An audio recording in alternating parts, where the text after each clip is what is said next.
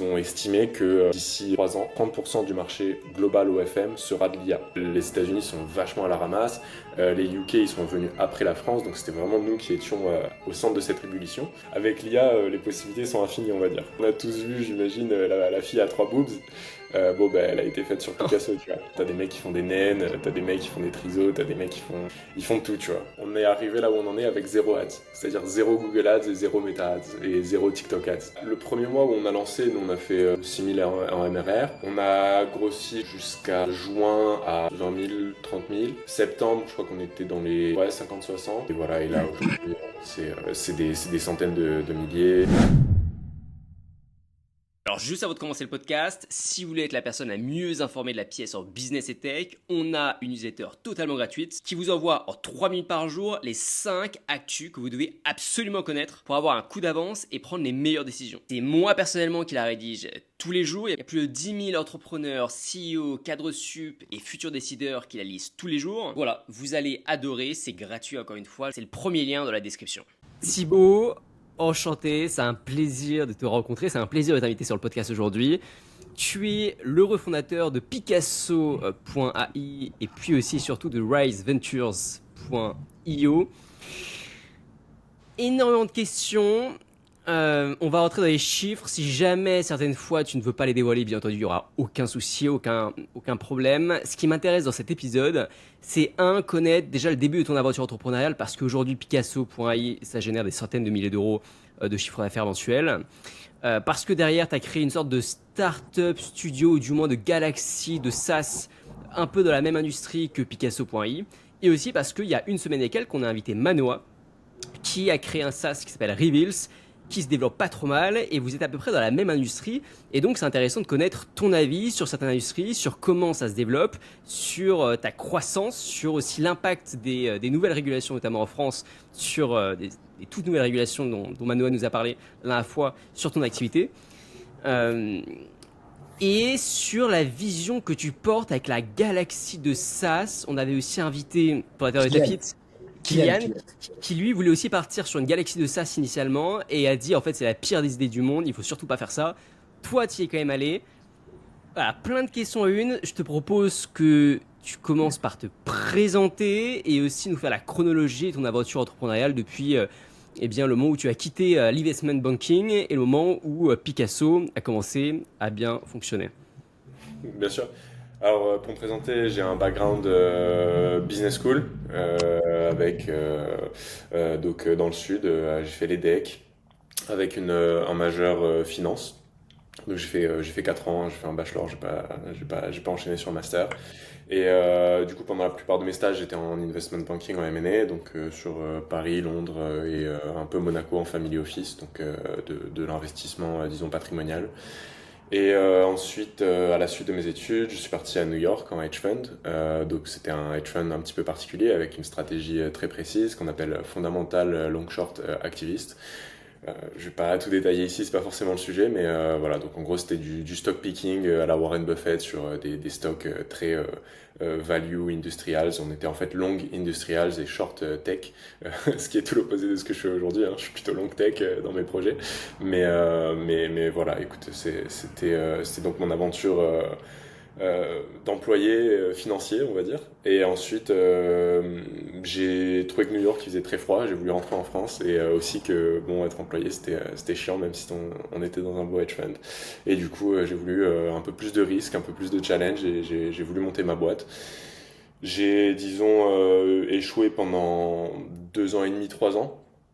Dans le sens d'échouer, c'est normal d'échouer, hein, mais c'est-à-dire essayer différents projets dans la crypto, donc à l'époque dans les noms de domaine Web3. C'était la hot trend quand j'ai quitté justement le hedge fund. Donc je suis parti là-dedans, on a monté un petit SaaS là-dedans. Ensuite on a monté un chatbot IA quand c'était la trend du chatbot IA. Et ensuite on a monté voilà, un outil de face swap qui s'appelait UltraSwap, qui maintenant est devenu Picasso, et on a plein d'outils à l'intérieur, qui est donc lié à l'industrie de l'OFMIA, qu'on a littéralement créé en France. On a été les personnes qui avons porté cette industrie, elle n'existait pas. Et c'est vraiment notre SaaS, notre premier SaaS et notre première collaboration avec des formateurs dans cet écosystème qui a permis à ce marché d'exister quelque part. Voilà. Est-ce que tu peux un peu nous revenir sur déjà sur les boîtes que tu as essayé de monter avant de vraiment développer Picasso? Qu'est-ce que tu as essayé et pourquoi à chaque fois ça a échoué? Combien de temps est-ce que tu as mis à chaque fois à pivoter? Est-ce que tu générais de l'argent ou pas? Comment ça s'est passé? Ouais, carrément. Donc la première, c'était une boîte qui s'appelait eid.domains. Et en fait, c'était pas vraiment ma boîte. C'était, si tu veux, moi, quand je suis parti de New York, j'avais l'idée de vouloir faire un SaaS, l'idée de vouloir faire quelque chose. Mais en fait, en tant que financier, j'étais très bon à analyser des entreprises, très bon à savoir pourquoi est-ce qu'une entreprise elle va grossir le mois prochain ou le quarter prochain plutôt, pour pouvoir investir ou non. J'étais très bon vraiment dans l'analyse, la compréhension d'un marché, la compréhension des tenants et des aboutissants, si tu veux, d'un écosystème, d'une industrie. Mais par contre, j'avais rien d'opérationnel. Mais alors rien de compréhension opérationnelle, de vraiment faire les choses. J'étais dans l'analyse pure et d'ailleurs un investissement, un analyste en investissement, c'est un analyste. C'est pas quelqu'un qui fait les choses. Donc on dit aux gens quoi faire, mais nous on est derrière un bureau et on analyse les choses et après on appelle le CEO ou le board et puis on leur dit quoi faire. Et donc le mur devant lequel je me suis retrouvé en tant qu'entrepreneur, c'était de de vraiment opérationnellement commencer à faire quelque chose, trouver une équipe, monter, faire en sorte que les gens aient confiance en moi dans un projet, et puis surtout aller trouver des clients et en fait, enfin vraiment se sortir les doigts et faire les choses soi-même. Et en fait, face à ce mur-là, je me suis premièrement associé avec quelqu'un qui m'a contacté. On a eu une mise en relation par mon réseau personnel qui voulait monter une boîte voilà, dans les noms de domaine Web3.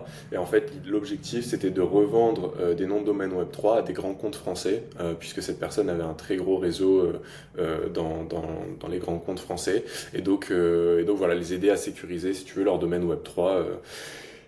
Au final, en fait, pourquoi ça a pas marché? Bon, premièrement, parce que moi, j'avais très très peu de parts dans la boîte. C'était plus un moyen pour moi d'apprendre à faire de l'opérationnel et de monter un projet de zéro.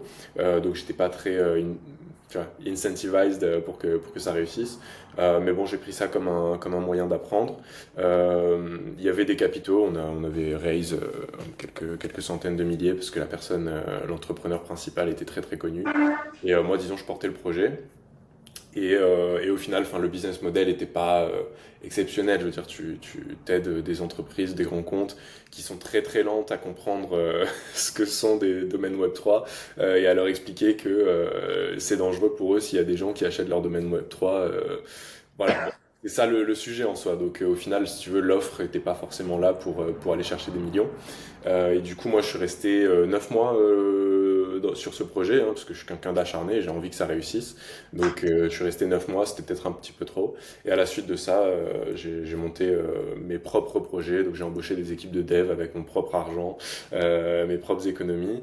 Et au final, pourquoi les autres n'ont pas fonctionné? Parce qu'en fait, je me suis rendu compte que impossible de monter un projet tech sans un CTO, quelqu'un qui est vraiment là et qui demande pas d'argent toutes les secondes pour faire deux changements, tu vois.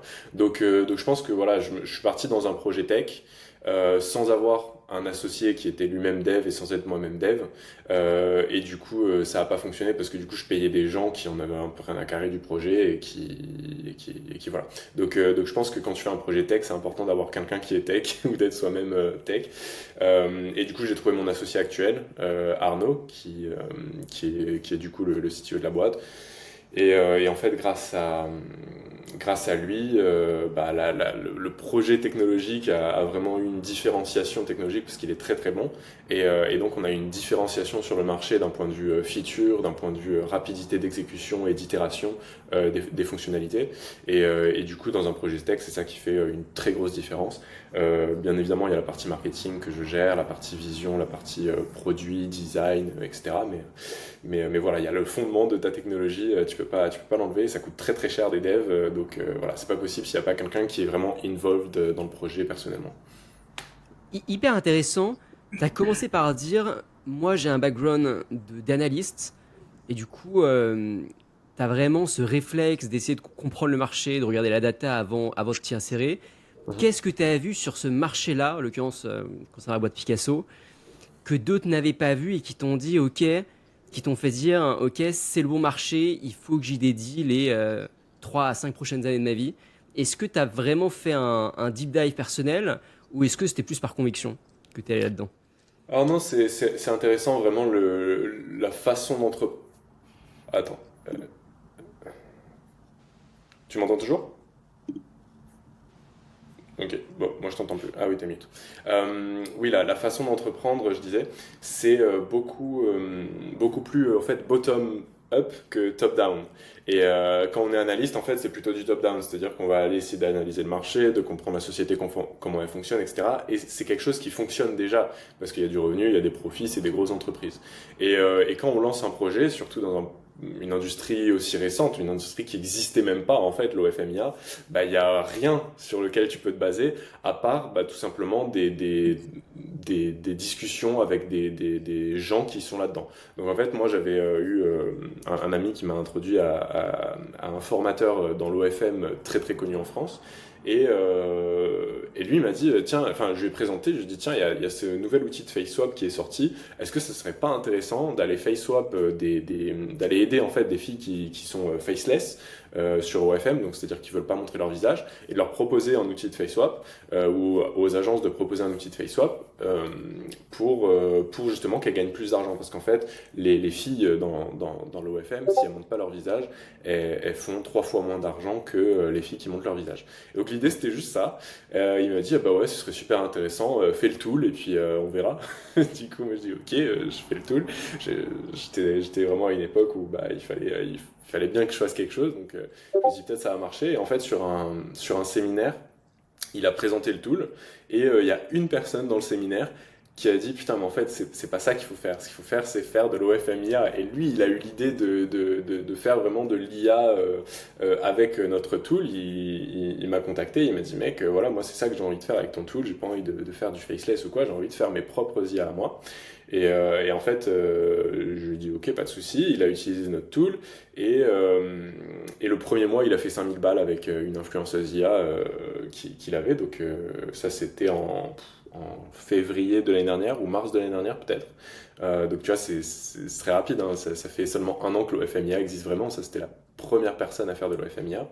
Et de suite, le mois d'après, il a fait une formation, et sa formation a explosé puisque c'était la première formation au FMIA en France et même à l'étranger, dans le monde, hein.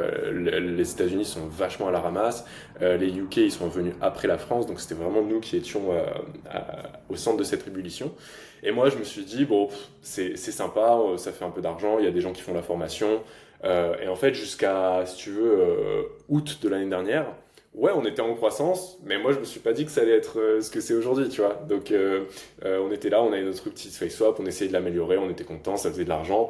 On se disait que bah du coup, ce qu'on faisait, c'est que j'avais commencé à faire plein d'autres projets à côté en réinvestissant justement. On a monté l'équipe dev, on a embauché plus de devs et on fait d'autres projets à côté parce que pour moi en fait l'OFMIA, tout le monde disait, c'était pas juste moi, tout le monde disait ouais c'est une trend, ça va s'arrêter et tout. Et en fait, en août, il y a eu une explosion de formation. Août-septembre, il y a eu une explosion de nombre de formateurs. Le marché UK, il a commencé à prendre. Le marché allemand, il a commencé à prendre. Les États-Unis, ils ont commencé à prendre là, il y a quelques mois à peine, hein. C'est très très récent. Et, euh, et donc en août-septembre, on commençait à se dire ah ouais, il y a du volume, mais en fait la technologie n'était pas encore vraiment là. Et en fait, à partir de fin septembre, tu vois, il y a eu vraiment le Flux qui est sorti. Donc il y a un modèle d'intelligence artificielle qui permet de faire du photoréalisme vraiment très très réaliste. Et en fait, c'est là qu'on a vu qu'en fait, ok, l'OFMIA, ça pouvait vraiment rester parce que du coup, il y avait une sorte de réalisme. On savait pas si l'IA allait jamais devenir aussi réaliste que ce dont on avait besoin pour justement faire de l'OFMIA. Et en fait, oui, là maintenant, bon, c'est totalement réaliste, mais on le savait pas encore. Et donc moi, j'étais un peu dans cette perspective. Est-ce que c'est une trend, ça va s'arrêter? Est-ce qu'il faut que je fasse du coup un autre SaaS à côté pour me sécuriser? Et en fait, on a essayé. Et quand on a vu que ça, il y avait tellement de croissance, on a dit bon ben on arrête tous les autres et on focus uniquement sur celui-là pour prendre la place numéro un sur le marché, qu'on a quasiment toujours eu en fait, mais voilà pour se consolider et puis voilà. C'est- Quand tu donnes, excuse-moi, mais quand tu dis au début, on faisait un peu d'argent et après, ça a complètement explosé. Tu peux nous donner soit les chiffres si tu peux, sinon les ordres de grandeur à minima? Ouais, bien sûr. Le premier mois où on a lancé, nous, on a fait, je crois, on a fait 6000 balles, 6000 en MRR. On a grossi, je crois, jusqu'à juin à 20 000, je pense, 20 000, 30 000.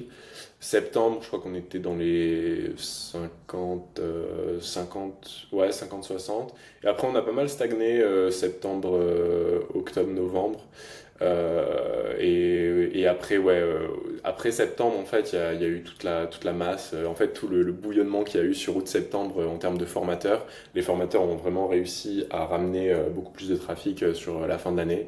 Et il y a eu une sorte d'internationalisation des formateurs en Europe sur la fin de l'année. Et voilà, et là, aujourd'hui, c'est des centaines de milliers. Et on est également partenaire avec FanVu, qui est la plus grosse plateforme pour les influenceurs IA au monde, qui est quasiment le deuxième plus gros compétiteur juste après OnlyFans, hein, donc voilà. Ok. Et c'est quoi ton business model sur l'outil? C'est du... Ouais, en fait, on a eu la souscription au début, parce qu'on était sur Stripe, mais Stripe nous a ban plusieurs fois. Euh, et tout simplement à cause de l'outil de FaceSwap, en fait, c'est juste ça. Ils veulent pas que, enfin, ils trouvent que le FaceSwap c'est pas cool, donc bon, c'est rien de fou, tu vois. C'est pas comme si on était en train de vendre de la drogue ou des trucs comme ça, mais bon, écoute, le FaceSwap c'est pas apprécié. Ouais, excuse-moi, c'était quoi la question?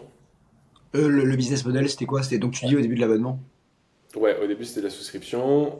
Stripe nous a ban, du coup on a arrêté. Parce que du coup, quand Stripe te banne et que tu as de la souscription, toutes les souscriptions s'arrêtent. Ouais. Toi, il faut que tu les récupères tes clients sur de la nouvelle subscription. Et de là, en fait, on s'est dit, bah, en fait, on va faire que du top-up. Du coup, on a trouvé un nouveau processeur de paiement et maintenant, c'est du top-up. Donc, c'est-à-dire que, si tu veux, aujourd'hui, avant, c'était assez simple parce qu'il y avait qu'un seul tool, donc c'était juste l'outil de FaceSwap. Mais maintenant, on a plein de tools. On a du FaceSwap, on a du AI Image Generator, AI Image Editor avec Flux Context maintenant, de la vidéo IA, du skin upscaling, donc pour upscaler les grains de peau sur la génération IA et d'autres. Et en fait, si tu veux, donc chaque outil a un coût. Donc on va dire tu vois, 1 dollar par génération. Enfin, c'est pas ça, mais on va dire que c'est 1 dollar par génération. En fait, nous, si tu veux, pour faire le lien entre tous les outils, on a créé un coin, en fait, si tu veux, qui s'appelle des gemmes. Et en fait, tu achètes tes gemmes, tu top up ta balance, et en fait, selon quel outil tu utilises, ça te déduit ta balance de gemmes, et ensuite tu dois top up à nouveau. Voilà, tout Ok. simplement. Très clair. Merci. Donc pas de souscription, et même en fait sans souscription, si tu veux, en fait je pense que une souscription, ça sert vraiment à rien dans le sens où il faut que tes utilisateurs en fait, il faut que ton business model soit suffisamment récurrent pour tes utilisateurs pour justifier une souscription. Et nous, en fait, au final, nos utilisateurs reviennent même sans souscription, en fait. Et ils reviennent vraiment chez nous et ils restent chez nous et ils sont ultra sticky. Donc, en fait, si tu veux, c'est comme si on avait une souscription parce que les mecs, en fait, par essence, le business model, les mecs reviennent et continuent d'acheter. Donc, on a des mecs qui, en fait, ont une sorte de MRR avec très peu de churn. Mais en fait, tu vois, voilà, c'est ça, le business model, c'est comme si c'était une souscription sans souscription parce que les mecs reviennent quand même. Et pour moi, ça, c'est genre la Rolls-Royce du business model quand tes mecs reviennent d'eux-mêmes et t'as pas besoin de les hook avec ta souscription, tu vois. Ou alors que la souscription fait vraiment sens. Le mec moyen, il dépense combien chez toi? Je saurais même pas dire. Je saurais même pas dire. Je crois que il y a quelques mois, on était à 27. Et là, on doit être toujours aux mêmes alentours, ouais. Ce Ok. qui est intéressant, si tu veux quelques chiffres, on a 9% de sign up to payment, donc de conversion sign up to payment. En putain, j'ai pas tous les chiffres en tête. Euh, ouais, bah, c'est un peu le seul chiffre que je peux donner. Après, bah, on a process 1,9 million de face swap depuis qu'on a commencé. Je peux te dire, on a quelques chiffres là, attends. Ouais, 1,9 million de face swap, 266 000 utilisateurs, 764 000 images, euh, 138 000 upscale et vidéo, plus de 100 000 vidéos. On tourne Ok. à 1000 vidéos, un peu plus de 1000 vidéos par jour en ce moment. Et T'as dit 266 000 utilisateurs. C'est ouais, fou. ouais, c'est cool. Et tu vois, t'as dit quelque chose d'hyper intéressant. De ce que je comprends, Utilisateurs, c'est des sign-up, hein. Excuse-moi, je te coupe, Ouais. c'est des sign-up, ouais. Ok. Donc c'est pas forcément des personnes qui consomment ton Ouais, c'est produit. pas du actif. Ok. En paid customers, sur les 30 derniers jours, je crois qu'on est à 14 000. Donc voilà.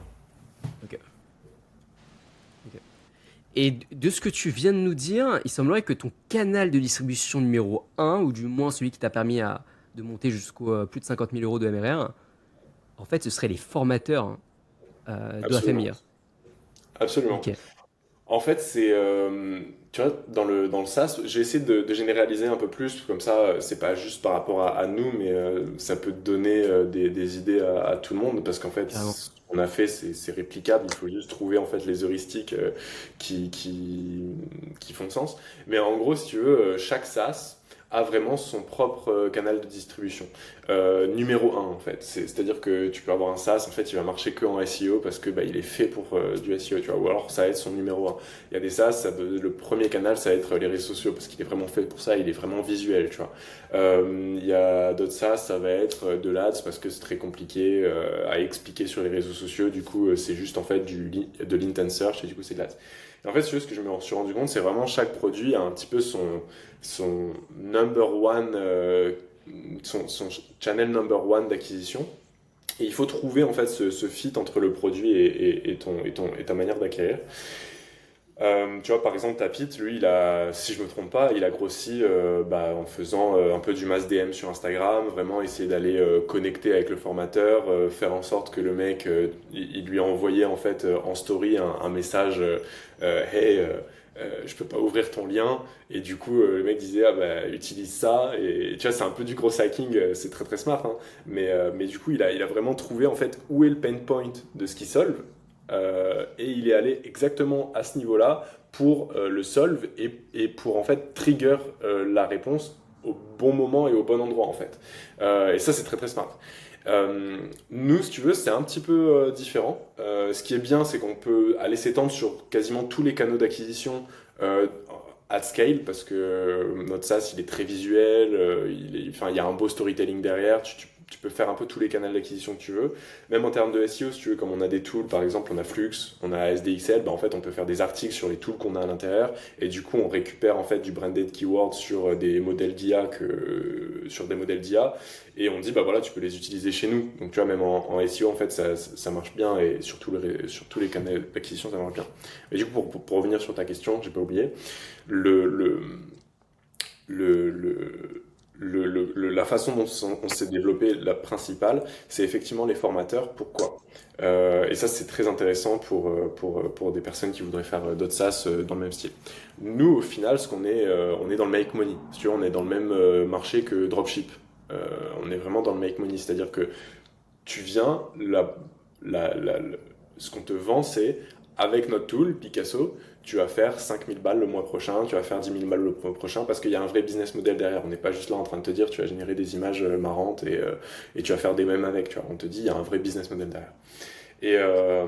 Et en fait, donc, en étant dans le make money, si tu veux, il y a un mec qui se réveille pas demain et il monte un petit business derrière influencer. Il faut quand même avoir quelques compétences, quelques connaissances, savoir où mettre en place ton influenceur, comment créer ton contenu, comment sourcer ton contenu, comment être inspiré, comment prompter, comment générer tes images, comment faire en sorte qu'elles soient un peu bien, et puis ensuite aller les vendre, mettre en place ta stratégie d'acquisition sur Instagram ou TikTok, faire de la conversion sur ensuite une plateforme de médias privés, apprendre un petit peu à chatter, tu vois, et en fait, tu as tout un funnel pour commencer à faire de l'argent qui est pas très compliqué, mais il faut avoir les éléments qui sont en place.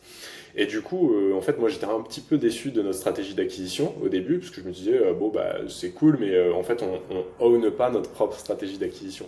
Mais en fait, si tu veux, c'est nécessaire dans dans ces SaaS-là qui sont dans le make money et qui ont un besoin de warm-up pour pouvoir utiliser l'outil en lui-même et en faire quelque chose. d'avoir une petite formation. Après, qu'elle soit gratuite ou payante, voilà, mais il faut une petite formation, il faut warm up le mec sur le sujet. Et donc, c'est pour ça qu'en fait, les formateurs sont super intéressants pour ça, parce qu'ils font tout le travail en amont pour nous, c'est-à-dire qu'ils chopent le mec, ils le warm up, ils le forment, et ensuite il lui dit, bah, va sur Picasso et puis tu fais tout ce que tu as à faire. Et nous, en fait, si tu veux, ça permet de faire en sorte que les utilisateurs qui viennent chez nous vont être beaucoup plus sticky parce qu'ils vont réussir. Et en fait, il y a une notion de customer success, tu vois. Donc, chez nous, c'est très très important le customer success, c'est-à-dire il faut que, bah, la qualité des images, des vidéos qu'on fait soit super bien pour que le mec succède, mais deux, il faut aussi que le mec, il sache quoi faire pour succéder et faire de l'argent et revenir chez nous parce que son business model fait sens et qu'il fait plus d'argent que ce qu'il en dépense chez nous. Et voilà. Et du coup, ce customer success est très important. Et la façon dont nous, on a internalisé en fait ces formateurs, c'est qu'on a fait notre propre centre de formation qui s'appelle Picasso Academy. Et du coup, on a fait nos propres formations. Et c'est pas l'idée de court-circuiter nos affiliés qui sont du coup les formateurs, mais c'est l'idée d'aller augmenter ce customer success sur le trafic que nous on génère. Donc on génère notre propre trafic, on a aussi le trafic des formateurs, mais tout ce trafic en fait qu'on génère qui vient pas des formateurs, bah, il faut aussi le warm up en fait, et donc on a notre propre centre de formation pour essayer pour former ces personnes-là qu'on chope en organique, pardon. Et ça pose pas problème par rapport à ton partenariat avec eux. Ça, il n'y a pas un côté. Du coup, ils refusent potentiellement de s'associer entre guillemets à toi parce qu'ils se disent qu'ils peuvent se faire court-circuiter. Ouais, alors non, parce qu'en fait, on leur propose. Alors, premièrement, non, parce que tout notre cœur d'affiliés, si tu veux, c'est majoritairement. Bon, aujourd'hui, on en a partout dans le monde, mais notre cœur d'affiliés, c'est majoritairement déjà en France. Et en fait, quand on a lancé la Picasso Academy, on a dit on fera jamais une formation en français. On va target voilà, que des nouveaux marchés pour pas vous faire concurrence. Donc voilà. Mais par contre, on leur a dit, si vous voulez, on peut hoster vos formations sur Picasso Academy parce que nous, on a aussi un trafic qui est énorme. Et notre but, c'est pas non plus de vendre juste notre formation, c'est juste de faire en sorte que les gens soient bien formés. Donc si tu veux, dans Picasso Academy, ce qu'on a fait, c'est qu'on a fait un onglet, c'est un site bien fait, hein, un peu comme on s'est inspiré de, comment ça s'appelle OkDork, le mec, le, enfin bref, c'est un endroit où tu peux trouver des discounts de SaaS et du coup on a fait un peu en mode communauté comme ça où tu peux trouver bah, des formations dans le Absumo. web. Absumo, voilà, exactement. En fait, moi j'adore Absumo et en fait on a fait le Absumo de la formation OFM, OFMIA, tu vois. Et du coup on a mis un onglet communauté et dans cet onglet communauté on a mis tous nos affiliés qui voulaient être listés sur la communauté. Donc voilà, en fait ça renforce plus le partenariat qu'autre chose. Et aujourd'hui, on leur fait nous-mêmes de l'affiliation depuis la Picasso Academy, tu vois, sur leur school. Donc maintenant, tu as School Affiliates et on leur balance et tous les jours, je vois qu'on leur ramène du trafic et ils sont contents. Donc au contraire, c'est un win-win. Ok. Ok. Et c'est quoi tes prochaines idées? Parce que là, la manière dont tu le dis, on dirait que tu es arrivé sur un plat de croissance, quoi, on va dire, et donc t'y vas, t'y vas, t'y vas. Est-ce que tu as des trucs des stratégies ou des évolutions produits que tu penses être importantes pour, tu vois, les 6 prochains mois, la prochaine année? Ouais, alors le produit, alors on en a toujours. On a une belle roadmap, plein de choses qu'on a envie de faire. On essaie de les prioriser du mieux qu'on peut. Donc oui, en fait, si tu veux, l'évolution produit, elle est assez infinie. Les idées, c'est vraiment pas ce qui manque, des bonnes idées pour aider les gens, parce qu'en fait, au final, si tu veux, c'est améliorer l'expérience d'utilisateur, c'est infini, quoi. Je veux dire, c'est du design engineering. Tu peux faire deux choses en produit. Tu peux améliorer ton design et ta user experience, ou alors tu peux rajouter des tools. Bon, on essaie de faire les deux en même temps, toujours. Donc oui, on en a. Je pourrais peut-être te dire un petit peu les nouvelles features qu'on voudra ajouter. Mais en fait, pour moi, aujourd'hui, le plus gros challenge, c'est d'aller chercher des nouveaux canaux d'acquisition parce qu'en fait, aujourd'hui, voilà, on a les affiliés, on a du SEO qui ramène un peu de trafic organique, on a du YouTube, donc on fait beaucoup de partenariats YouTube avec des chaînes YouTube qui parlent de nous. On a des partenariats avec d'autres SaaS, mais en fait, si tu veux, ça reste beaucoup dans les partenariats, tout ça, parce que je sais pas, c'est la façon dont j'arrive bien à le faire. Mais si tu veux, j'ai envie d'aller sur un côté beaucoup plus organique, et donc là, depuis un mois, on met en place Ah oui, un autre truc important à noter. Euh, on est arrivé là où on en est avec zéro ads, c'est-à-dire zéro Google Ads et zéro Meta Ads et zéro TikTok Ads. Donc je pense que les gens sont un peu effarés à chaque fois que je dis ça. C'est vraiment, ça a été du full organique. Tu pourrais faire de l'ADS ou Ouais. t'aurais un peu, version Stripe, des problèmes? Non, ouais, il y a un peu, on a un compte Meta Ads qui s'est fait bloc par rapport à un keyword face swap, mais en soi, oui, il y a 10 millions de manières. Tu vois, il y a des mecs qui vendent des armes sur Meta Ads. Enfin, je veux dire, t'as toujours un moyen de le faire. Donc non, non, il y a pas de souci, mais juste voilà, enfin, on est en train de mettre en place donc de l'Ads, donc ça, j'espère que ça va nous faire un beau relais de croissance.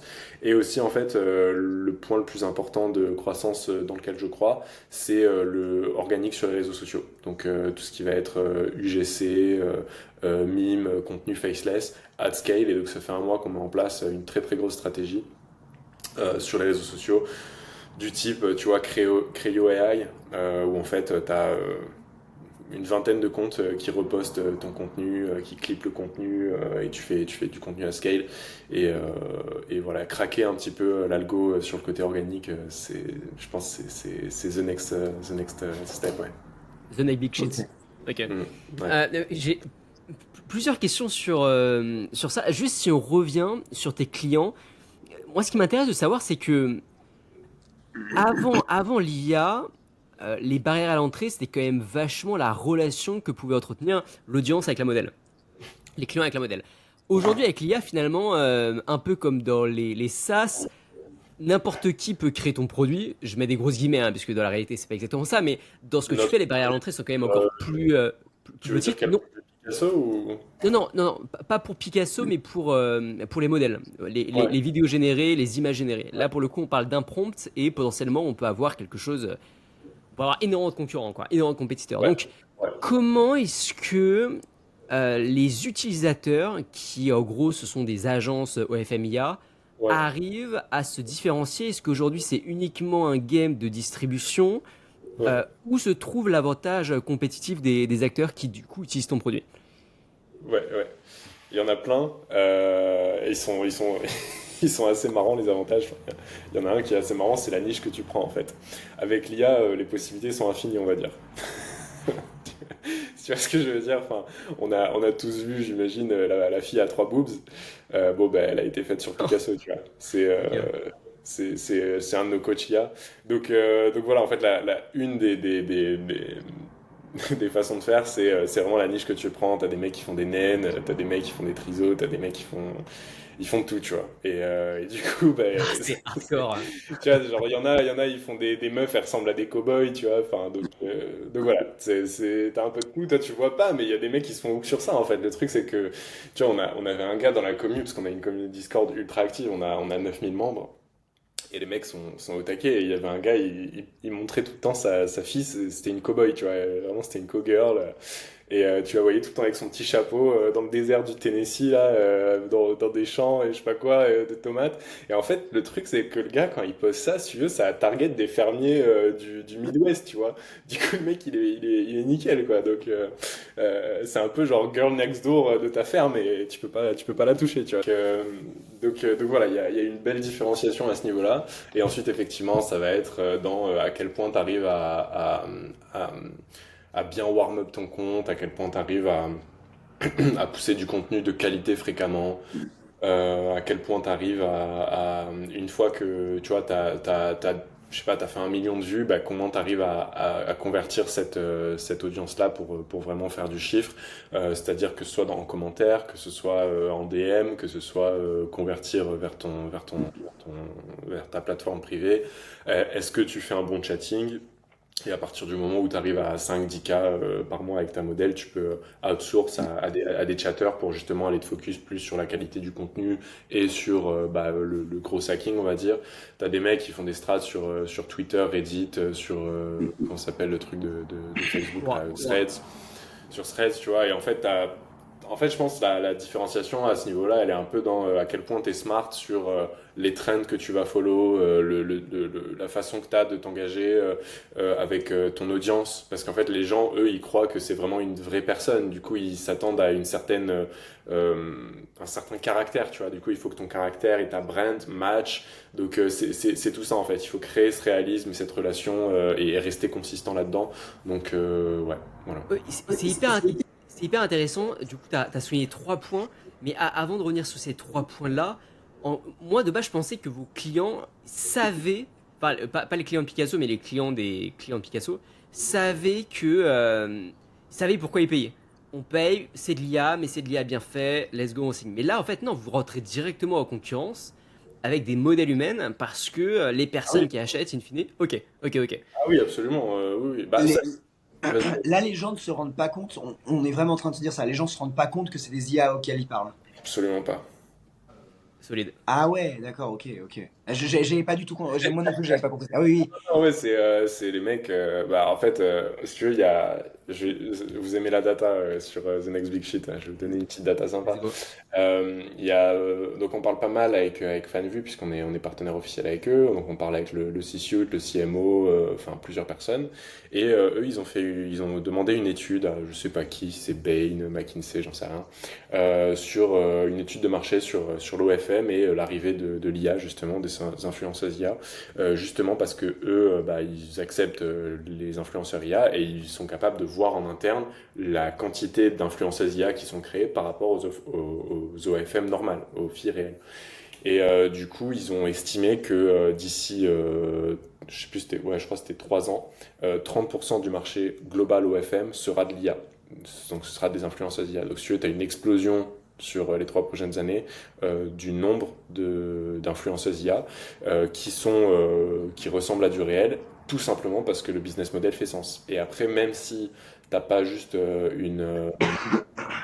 même si c'est en fait c'est pas une influenceuse IA à 100%, tu peux avoir de l'OFM hybride, donc une agence OFM qui va cloner sa modèle sur Picasso et qui ensuite va générer du contenu photo et vidéo avec sa modèle parce qu'en fait du coup il peut aller comme si elle était allée faire un match de beach volley sur la plage alors qu'elle est restée chez elle et ça lui coûte moins cher, tu vois.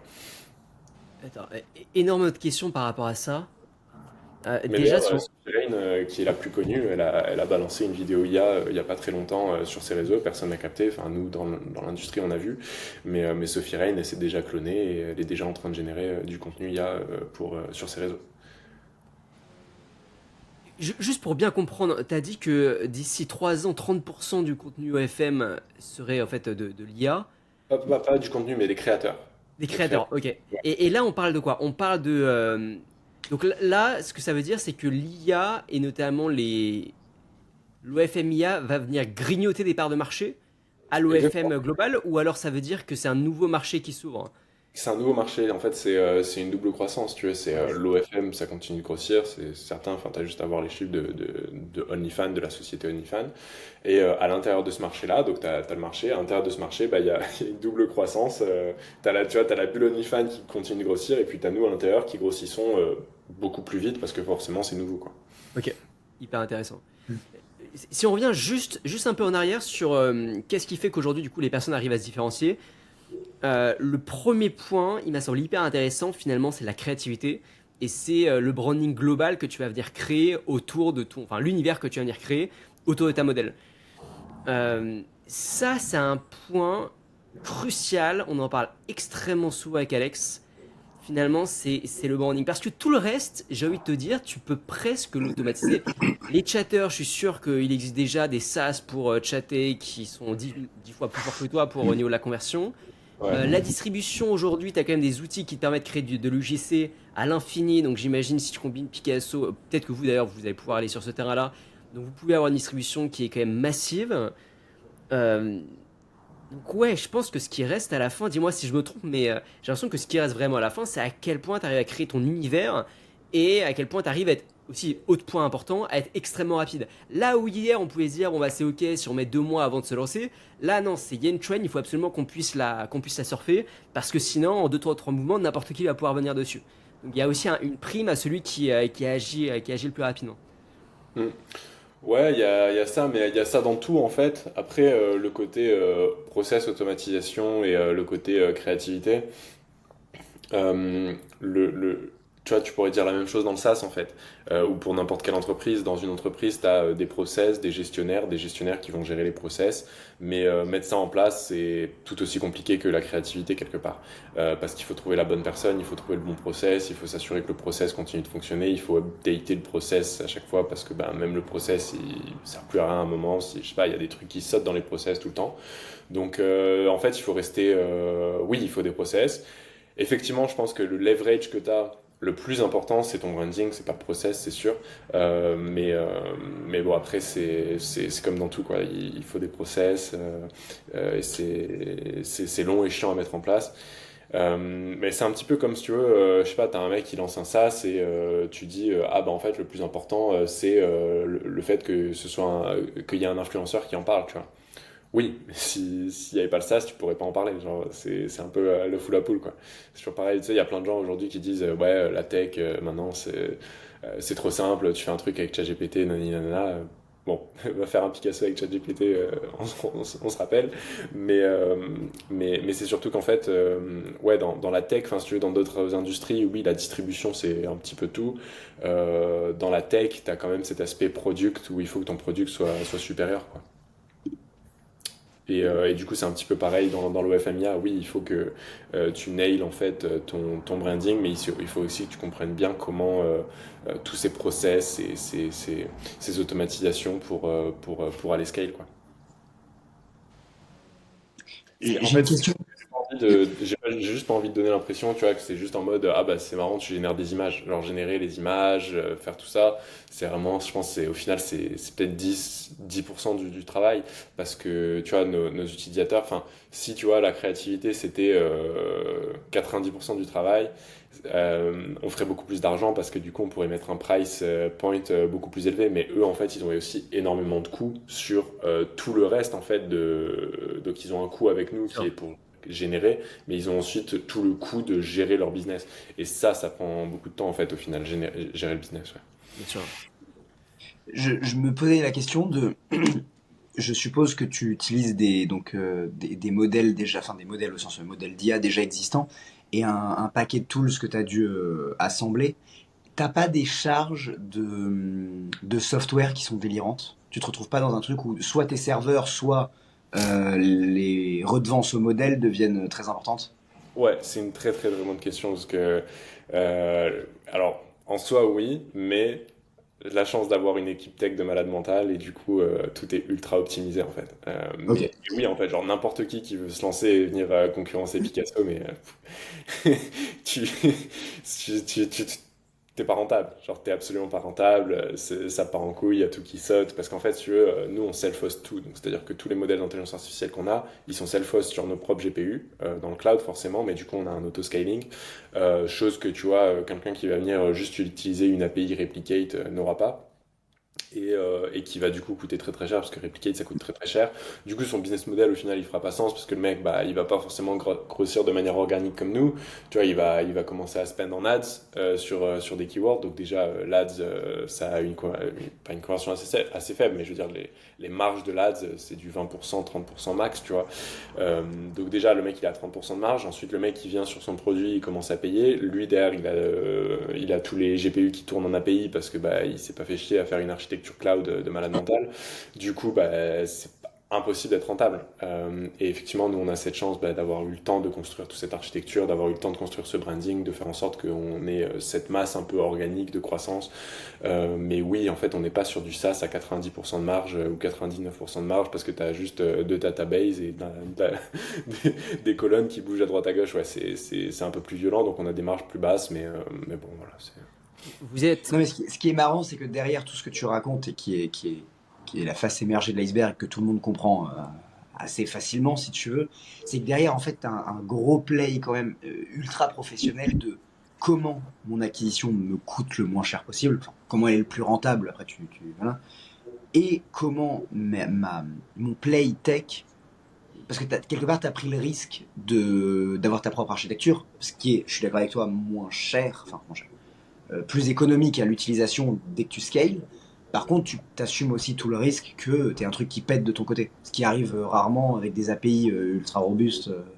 Ouais, ouais, absolument, absolument. Après, tu sais, quand t'as des techs qui sont vraiment très bons, le problème c'est qu'à un moment ils se font chier et ils disent bon, maintenant on fait quoi? Et du coup, comme c'est des techs, ils se disent bah tiens, on va améliorer ça, tu vois. Eux, ce qu'ils aiment, c'est Ouais. améliorer des trucs, tu vois. Du coup, ouais, bah écoute, on a eu le temps de faire tout ça, quoi. Mais c'est hyper important. C'est hyper important parce qu'on on entend beaucoup, et tu l'as dit tout à l'heure, et disons que nous, on est à moitié-moitié sur le podcast des gens qui passent entre ceux qui te disent aujourd'hui on a de moins en moins besoin de tech, j'ai réussi à faire ça avec juste un mec et puis fin. Et t'as ce que toi tu dis qui est oui, mais mon équipe tech, peut-être qu'elle est plus efficace grâce à l'IA, peut-être qu'elle bosse plus vite, donc peut-être que oui, j'ai besoin d'un peu moins de gens. Cependant, elle est encore primordiale parce que ce genre d'idée, venant d'un background business, tu l'aurais pas eu tout seul, tu vois. Enfin, je Ouais. suppose, j'en sais rien, voilà, mais En fait, la différence majeure, c'est le produit Picasso en lui-même, en fait. Si tu veux, l'IA, oui, en fait, ça dépend de ton produit et de ce que tu fais. Si tu fais pour, tu vois, qui t'apprend comment bronzer, tu vois, il y en a plein maintenant, là, t'as des apps mobiles qui explosent en ce moment, c'est en mode, sur les réseaux sociaux, c'est full distribution. Tiens, tu downloads l'app et regarde, je vais t'apprendre comment bronzer cet été. Bon, comme vous voyez, je l'ai pas acheté, mais, mais, euh, mais voilà, tu vois, une app mobile comme ça où en fait c'est juste des onboarding flow avec des cartes qui se retournent. Ouais, enfin, fais-le sur ChatGPT, il n'y a aucun souci. Picasso, si tu veux, on a des modèles d'intelligence artificielle, on a des workflows qui tournent, on a deux AI engineers, on a du coup des GPU qui tournent en auto-scaling qu'on a testé sur AWS, qu'on a testé sur Google Cloud, qu'on a testé sur d'autres cloud providers. Donc en fait, si tu veux, ça, c'est des choses que tu peux pas demander à l'IA. Donc oui, moi je suis d'accord que l'IA, enfin en fait, il y a de moins en moins besoin de dev, il y a de plus en plus besoin de dev très compétents en fait.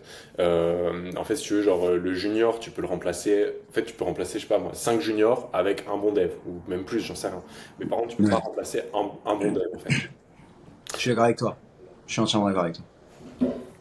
Et pour bien comprendre, est-ce que tu peux nous dire combien il y a de personnes dans ton équipe et un peu la répartition des rôles? Ouais, bien sûr. Bah, ça a énormément évolué, en tout cas sur la partie marketing dernièrement. Je suis en train de tester plein de choses, j'ai scale up un petit peu, mais en gros, on a scale jusqu'à 100K avec deux personnes en tech, même je dirais même une, mais bon, on va dire deux personnes en tech. Et deux personnes en marketing, donc moi et un ami. Et là, en ce moment, bah, du coup, bon, on a continué à scale et j'ai envie de justement mettre en place plus de départements. Et en fait, le problème, c'est que je les mets tous en place en même temps. Donc, on a un département d'ads, un département de SEO, un département d'organique, justement, et j'essaie de gérer un peu tout ça. Un département bah, YouTube Partnership. Également, enfin, on a un département partnership. Et donc, en fait, ça va être du partnership YouTube, partnership SaaS, partnership avec les affiliés. Donc, make sure que tous les mecs qui parlent d'OFM et d'OFMIA sur Internet, bah, ils soient en partenariat avec nous.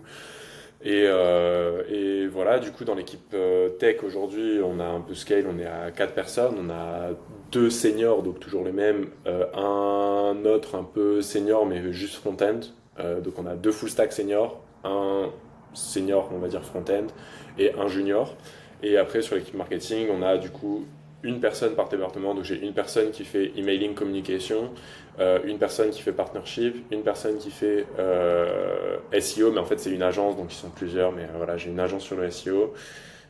Sur l'Ads, j'ai deux agences parce que je suis en train de les tester, l'une et l'autre. Je vois un peu celle qui me dit le truc qui fait le plus sens, tu vois. Mais en fait, ce que j'aime bien faire, c'est d'abord prendre une agence qui sait faire la chose. Tu vois, quand je lance un nouveau département, par exemple sur l'emailing, j'ai pris une agence. Elle m'a set up un peu tout le truc, elle m'a expliqué comment tout fonctionnait, je l'ai gardé 2 mois et ensuite j'ai embauché quelqu'un et je lui ai dit bah voilà comment ça fonctionne et voilà du coup parce qu'en fait ce qui est vraiment chiant quand tu fais une embauche c'est le mec il y a plein de trucs qu'il sait pas en fait et ce qui est cool avec les agences c'est quand même elles voient plein de clients différents, elles ont en général plus de connaissances. Du coup c'est bien, moi j'aime bien quand je set up un département, je prends une agence, ça me coûte un peu plus cher mais au moins j'ai le bon setup, le bon tool, le bon process et ensuite je prends quelqu'un pour exécuter ce process et l'améliorer. C'est Très quand même clair. assez dingue. Pardon. Vas-y, vas-y. je disais juste, c'est quand même assez dingue parce que de ce que tu nous dis là, vous êtes une 10, 10, 11 quoi, Ah ouais, peut-être non, même max, hein. Oui, grand max, ouais. pour un business avec multi-6 chiffres de MRR.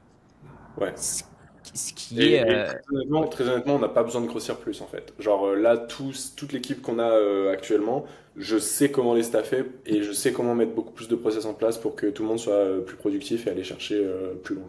Il n'y a pas besoin de grossir beaucoup plus. Ok. Et t'as fait tout ça sans la moindre levée.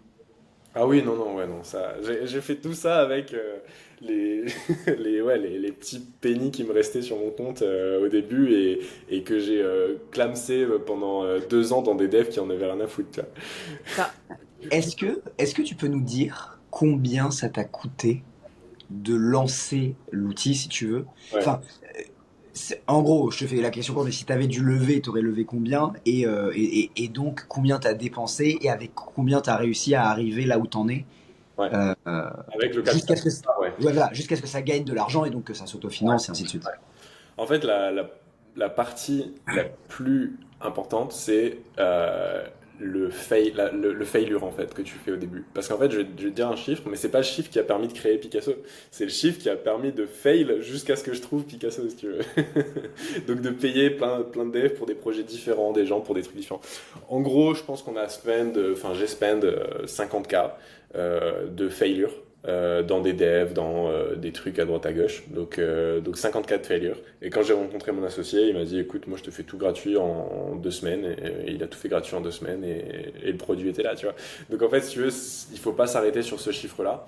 Moi je dirais, genre, si tu veux raise de l'argent et tu veux te lancer dans du SaaS, tu raises 100K, t'es tranquille, tu grindes de ton côté, t'as du cash pour. Mais il te faut un associé tech, tu vois. Tu peux te payer, parce que moi je me payais pas, du coup je payais tout le monde sauf moi. Et voilà, mais ouais, je pense que j'ai spend 50K, et puis en fait après, ce qui est intéressant, c'est qu'une fois que t'as le produit, que le marché est là, t'as des gens qui spendent, tu fais en sorte d'être rentable, sinon bah, ça sert à rien. Enfin bon, ou alors tu vas raise et c'est une autre démarche, tu vois, mais moi je connais pas ça. Donc nous c'était rentable day one et puis petit à petit en fait avec le scale on a juste tout réinvesti parce qu'une fois que j'avais spend mes 100K, mes 50K, j'avais plus grand chose pour spend en marketing si tu veux. Donc on a dû attendre un peu de mettre des économies de côté avec l'argent du SaaS quoi. La boîte, elle est en France ou elle est ailleurs? On est au Delaware, la société opérationnelle, elle est au Delaware. Ok, ok. Et ça te pose pas de problème, toi, derrière, pour justement te payer les. Enfin, alors, si c'est des freelances, les autres, ça c'est pas trop un problème, mais Ouais. toi, en tant que chef d'entreprise, c'est pas Bah un non, en sujet. fait, alors au Delaware, ce qui est sympa, c'est. Alors pour les freelances, ouais, c'est un peu chiant parce que du coup, tu peux avoir que des freelances. Donc tu peux pas embaucher quelqu'un, ou alors il faut passer par une agence d'embauche externe, Ouais. qui coûte cher, genre Deal, etc. Bon après, en fait, c'est pas l'agence qui coûte le plus cher, ce qui coûte le plus cher, c'est les charges patronales. C'est ça qui coûte le plus cher. Mais du coup, non, ouais, on fait tout au freelance, contractant externe. Et pour moi, en fait, si tu veux, je me paye sur le bénéfice de la société parce qu'en fait, une LLC, c'est ce qu'on appelle une pass-through entity. Donc en fait, tout le chiffre qu'on fait, tout le profit qu'on fait à la fin de l'année, est considéré dans notre poche. Donc c'est pas considéré comme un profit d'entreprise, c'est considéré comme un profit des actionnaires et du coup il faut déclarer à titre personnel ce que tu gagnes à la fin de l'année sur ton profit. Voilà, et du coup en fait bah, tu peux piocher en fait dans ce profit-là pour vivre sans nécessairement te verser de salaire quoi. Ok, très clair. par curiosité, t'es pas obligé de nous répondre, mais t'es résident fiscal français ou portugais? Ouais, non, pour le moment je suis français, mais Ok. ça va peut-être changer. Et du coup, vous êtes que deux associés à avoir des parts dans la boîte. Euh, ouais, on est deux, on est deux, ouais, on est à 50-50. Ok, ok, ça marche. Je te propose de faire un petit point sur la galaxie de SaaS que tu es en train de créer aussi à côté. Mhm. Du coup, il y a d'autres SaaS que tu développes. Est-ce que tu peux nous en parler? Pourquoi ce choix? Pourquoi ne pas être ultra focus? Quelle est ta vision du coup avec Rise Venture? Ok. Euh, Alors, premièrement, Rise Venture, pourquoi c'est structuré comme ça? C'est une démarche opérationnelle.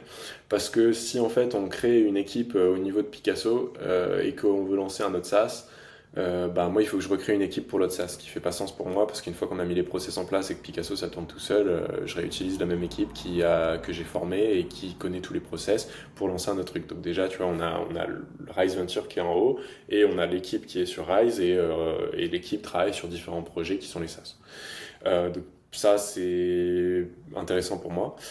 Deuxièmement, tu vois, un peu comme l'Emlist, il a fait l'Emwarm, l'Em truc, enfin, il a fait tout ça, et en fait, c'était la même équipe au final.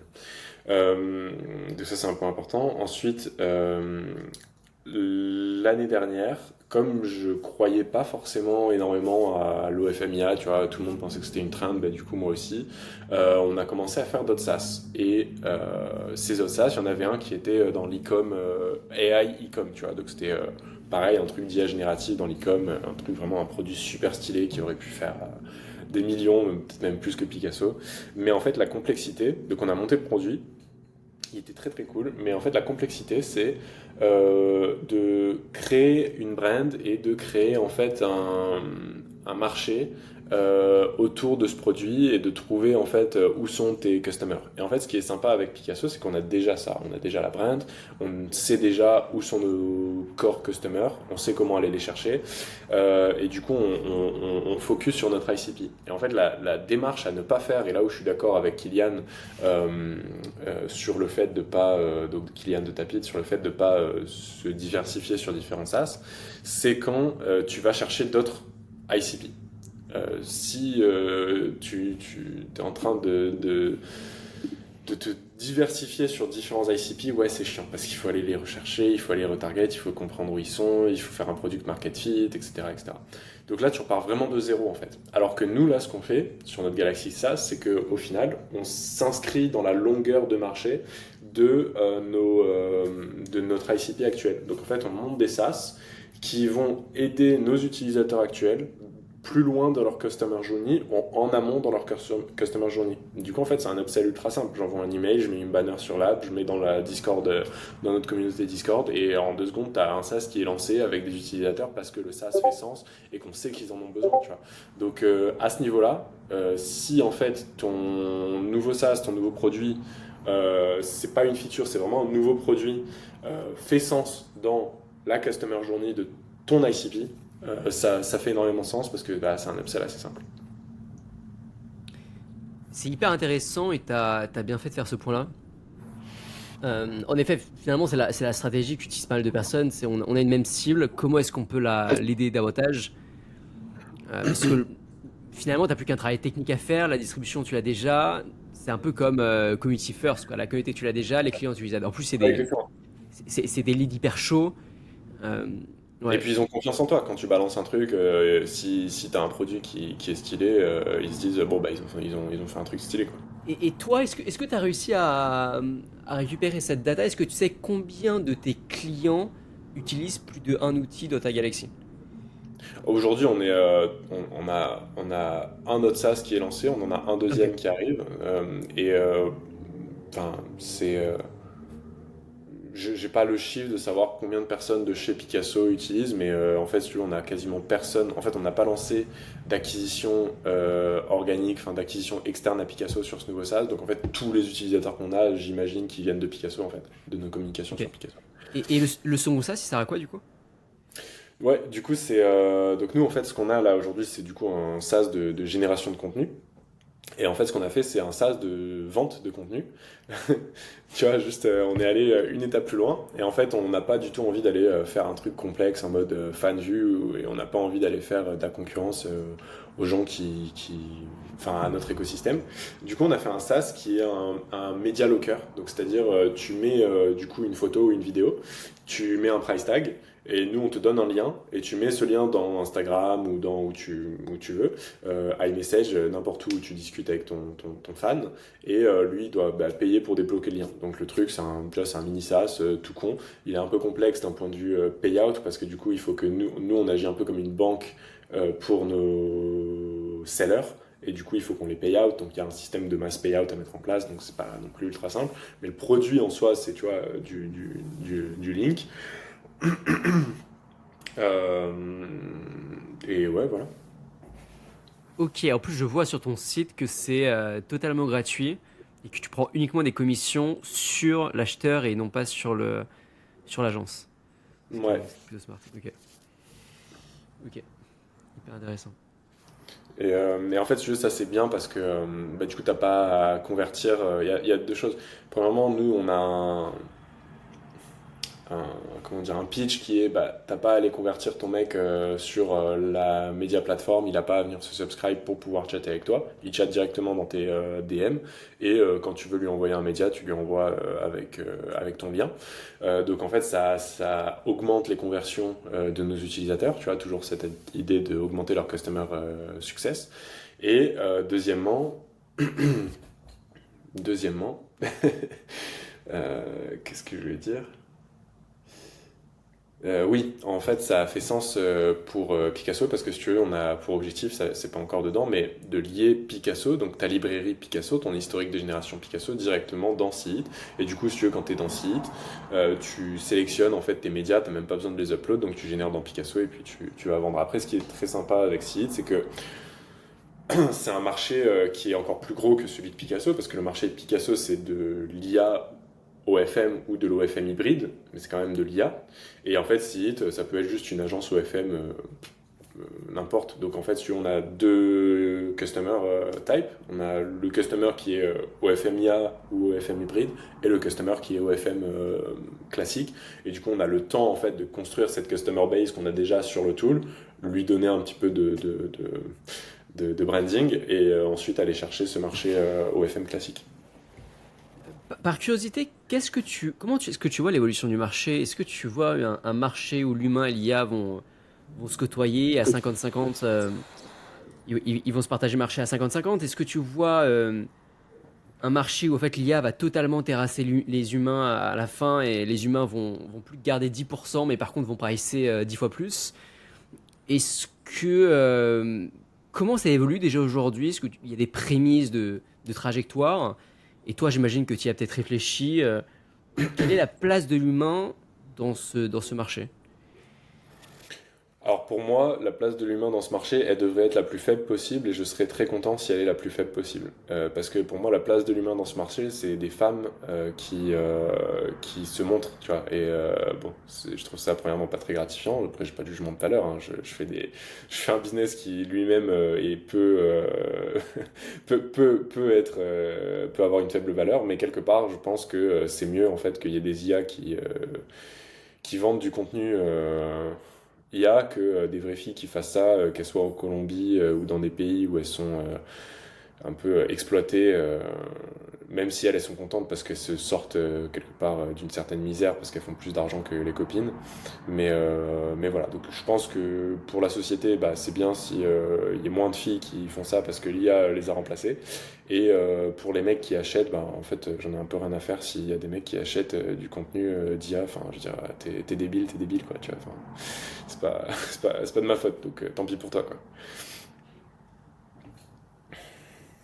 Intéressant. C'est vrai que tu as quand même un champ lexical vis-à-vis des clients Ouais. qui est assez rude, quoi, dessus. Le Non, marché. mais bon, Ouais. je veux dire, faut dire ce qui est, quoi. À un moment, je veux dire, moi, je suis dans ce business pas parce que Ta passion, quoi. non, mais si, je veux dire, c'est ma passion dans le sens où je me donne à fond pour, mais je veux dire, au final, C'est faut vrai, quoi. c'est vrai que c'est un cas qui arrive très rarement. C'est que t'as dit deux trucs hyper importants, je trouve, dans le podcast. C'est un, t'as pas une passion fondamentale, on va dire, j'entends par là, pour ce que tu fais. C'est-à-dire que tu peux avoir une passion pour l'entrepreneuriat, J'ai une le fait passion. de le faire à fond et tout. Voilà, j'ai Mais une passion. le sujet, il est purement pragmatique. Et deux, t'as dit à un moment, il y a moins d'un an, j'y croyais même pas. Hmm. Et en fait, et pourtant, tu as réussi, je veux dire, factuellement, en termes tu vois, d'argent, de réussite de boîte, de structuration, machin. Et en fait, ça vient péter, je trouve, aussi un mythe qui est toujours, oui, il faut être passionné, fais ce que t'aimes. Yes.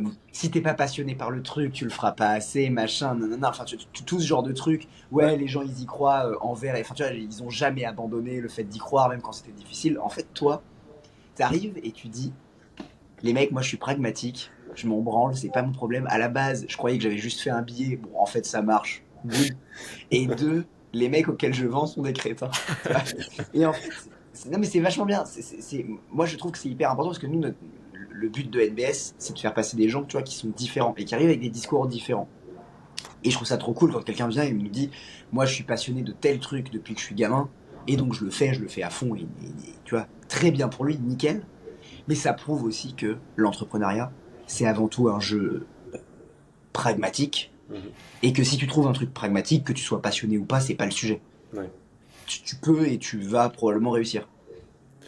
Enfin, alors, t'as raison quelque part, mais j'aimerais ajouter un grain de sel.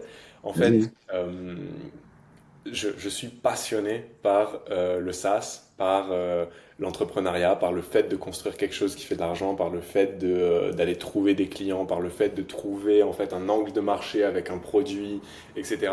Et ensuite, je suis passionné par le fait de le faire grossir et de l'amener le plus loin possible jusqu'à ce que, bon, j'en ai marre de le faire grossir et j'aurais envie de faire autre chose, hein. Je pense que d'ici 2 ans, on aura envie d'aller dans une autre industrie et une autre niche, tu vois. Donc l'objectif c'est soit de mettre assez de process d'ici 2 ans pour que ça tourne tout seul et avoir un CEO qui le fait tourner ou alors de le vendre, mais bon dans le marché un petit peu adulte c'est pas forcément facile de vendre des trucs, on verra. Mais en fait ce que je veux dire c'est pas vraiment ça en fait. Il faut avoir oui, la passion de vouloir prouver aux gens que tu as raison, de vouloir faire un SaaS, de vouloir prendre de l'argent quelque part. Mais après, tu vois, il y a des industries dans lesquelles peut-être j'aurais plus de passion pour la chose sous-jacente que je fais, ou l'industrie sous-jacente. Mais je pense que, tu vois, c'est étonnant. Un, un mec qui a une compagnie d'assurance, je pense pas qu'il s'est réveillé, enfin qu'il est né en voulant faire ça, tu vois. Et je pense pas qu'il y ait quelqu'un qui trouve que ce soit sexy les sociétés d'assurance. C'est- Mais, mais je pense qu'il y a un mec sur deux qui bullshit. Moi, ouais, j'ai rencontré des entrepreneurs qui me disaient, non mais moi je suis passionné par les ouais, RH, ou je suis ouais, passionné par la compta. ouais, ouais, Peut-être, hein, j'en sais rien. Moi, je sais juste que je trouve ça chelou d'être passionné par les process RH, tu vois. Mais s'il y en a, nickel pour eux. Je serais ravi qu'ils expliquent fondamentalement le truc. Mais je pense qu'il y a aussi plein de gens qui se racontent une histoire parce que ils ont vu Steve Jobs ou tu vois Larry Page sortir un truc comme ça. ouais, Parce que le problème, c'est que tu vois, tu fais pas le même produit, quoi. ouais, ouais. Même Larry Page ou Steve Jobs, en fait, enfin, je veux dire, ils sont pas passionnés fondamentalement par la chose, ils sont passionnés par la vision qu'ils apportent au monde et ce qu'ils sont en train de construire. Je veux dire, ça aurait pu être autre chose, tu vois. Enfin, je veux dire, t'aurais mis Steve Jobs dans comment on appelle ça, les engins de chantier. Il t'aurait fait des anciens chantiers de malades mentaux en fait, tu vois. Pour moi, c'est pas là où t'es, c'est en fait qu'est-ce que tu fais de là où t'es. Et c'est plutôt ça, tu vois. Moi, bah, l'OFM, je suis un peu tombé dedans comme ça, mais je veux dire, ça aurait été autre chose, j'aurais eu la même envie de faire quelque chose de stylé. Au final, ce qui compte, c'est bah, l'aventure. L'aventure dans laquelle t'es, les gens qui t'entourent, ce que tu construis, c'est ça l'entrepreneuriat, c'est l'aventure. Après, oui, enfin, je veux dire, il y a plein de gens qui ne pourraient pas faire moralement de l'OFMIA comme je le fais. Et ça, je le C'est une comprends. excellente question. Comment t'as expliqué à tes proches Mon que père, t'allais créer des... mon père, il était tellement désespéré, il m'a dit si ça fait de l'argent. Parce que tu vois, au bout de 3 ans, le mec, il m'a vu faire des études de malade. J'étais à New York, pour lui, j'étais l'enfant prodige de la finance. Il me voit rentrer pendant 3 ans, je fail et je dépense toutes mes économies. Il m'a dit si ça marche, vas-y. Ouais. Et puis pour le reste, ouais, un peu bah, des gens qui te regardent de travers, mais mec, je veux dire, il y a aucun jugement moral à avoir sur. Enfin, tu peux avoir un jugement moral, mais la plupart des gens qui te regardent de travers, c'est des gens qui font pas un centime et qui comprennent pas la difficulté de l'entrepreneuriat, qui pensent que tu fais de l'argent facile alors que pas du tout. Enfin bon, c'est pas très grave. Non, non, mais moi, je trouvais ça important de poser la question, tu vois, parce que c'est un cas qu'on a rarement, tu vois, où il y a un potentiel dilemme moral. Ouais, Encore une fois, un dilemme moral sur un sas de compta, bon, ça, c'est, tu vois, le truc, normalement, se pose pas trop. ouais. Donc, ok, non, non, mais écoute, Ouais. merci de ta franchise. Non, mais la difficulté, ça a été mon associé qui, lui, est euh, chrétien orthodoxe pratiquant. Et lui, c'est mon CTO. Ça a été un peu plus difficile. Mais bon, on va dire que je sais pas ce qu'il a fait, mais c'est pareil en fait, c'est l'aventure, je pense. Le fait de voir qu'il y a une aventure, qu'il y a quelque chose qui se construit, qu'au final on fait de mal à personne, tu vois, enfin c'est de l'IA, genre, les seules personnes à qui on fait du mal, à la limite, c'est les gens qui achètent le contenu. Mais encore une fois, comme je te dis, c'est genre, tu vois, enfin, le business c'est pas du scam, tu peux vraiment faire de l'argent avec ça. Il y a des mecs qui font des 100K, 200K, il y a beaucoup plus de mecs qui font des 5, 10K. Enfin, je veux dire, j'ai créé beaucoup plus de gens libres sur la dernière année que n'importe qui, tu vois. Donc, Non, non, mais c'est clair. Non, non, c'est clair. Et ceux qui l'achètent, dans tous les cas, ils achèteraient autre chose de semblable. oui, c'est ça. Enfin, et puis au final, enfin, je veux dire, moi, j'ai pas de sentiment pour la bêtise. Si tu veux, si t'en es au point où tu achètes ce genre de truc et t'es suffisamment faible d'esprit pour aller acheter ça, enfin, je veux dire, moi, je te le vends, y a pas de souci, quoi. Ouais. T'es dans le business des leçons de vie en fait. Exactement. Ouais, ouais, exactement. Ouais. Bah écoute, Écoute, j'ai pas d'autres merci. questions. Alex, je sais pas si tu en as. Non, non, merci beaucoup. C'était hyper cool et enrichissant. Où Donc, est-ce ouais, merci à toi. c'est hyper intéressant. Où est-ce qu'on peut te retrouver, Thibaut? Est-ce que tu as, je sais pas, un compte LinkedIn où tu publies? Est-ce que tu veux qu'on partage ton email? Ou est-ce que les gens qui veulent en savoir plus sur toi peuvent te retrouver? LinkedIn, j'y suis vraiment jamais. Je pense Instagram. Instagram, Instagram. c'est plus. Ouais. C'est Thibaut Paulet, ton Instagram? Thibaut Paulet, ouais. Ok, bah vas-y, Et je... sinon, si tu peux mettre le lien de Picasso, parce que souvent les Bien sûr. gens, ou alors au moins la façon dont ça s'écrit, parce que Picasso c'est P-Y-K-A-S-O, et personne va le trouver. Ah non, mais bien sûr que je vais le mettre. Bien sûr que je vais le mettre. Je vais mettre Ça roule. Picasso et Rise Venture. D'ailleurs. Trop cool. Et d'ailleurs, sur le site Rise Venture, vous allez pouvoir retrouver ce site. Donc, il y aura tout là-bas. Trop cool. Bah, merci beaucoup, Thibaut. Et Messieurs, puis, à la prochaine. Ciao, ciao. merci.